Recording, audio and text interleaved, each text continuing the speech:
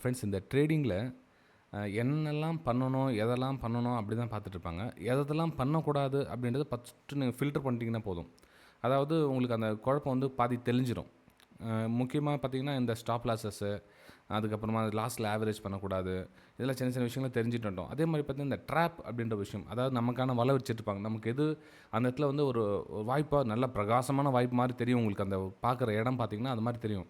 ஆனால் எல்லாருக்கும் உங்களுக்கு என்ன தெரியுதோ எல்லாருக்கும் அதுதான் தெரியும். அப்போ என்ன ஆகும்னா, அந்த இடத்துல கொஞ்சம் கவனமாக இருக்கணும். ஃபார் எக்ஸாம்பிள் பார்த்தீங்கன்னா, இப்போ இது வந்து ரெசிஸ்டன்ஸ் ஏரியான்னு வச்சுங்களேன். இந்த ரெசிஸ்டன்ஸ் ஏரியா உங்களுக்கு பிரேக் அவுட் ஆகிட்டா நான் மேலே போயிடும் அப்படின்னு நீங்கள் நம்புறீங்க.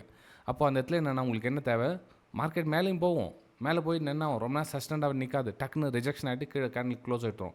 திரும்ப மேலே போகும். திரும்ப இந்த ஆச்சு, இந்த டைம் வந்து 8 டைம் மேலே போயிட்டு வந்துட்டாங்க.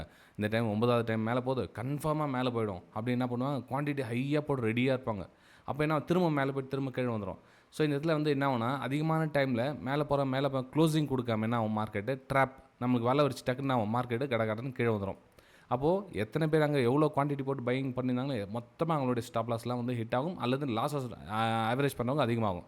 ஸோ அதுக்கு தான் இந்த இடத்துல என்ன சொல்கிறதுனா, க்ளோசிங் வெரி இம்பார்ட்டன்ட். அதாவது உண்மையிலே மேலே போகணும் அப்படின்னா இந்த இதில் உங்களுக்கு சாலிடாக வந்து க்ரீன் கலர் கேண்டில் வந்து க்ளோசிங் கொடுக்கணும், பாடியோட க்ளோசிங் கொடுக்கணும். ஸோ ரீடெஸ்ட் வரும், திரும்ப வந்து புல் பேக் ஆகும்.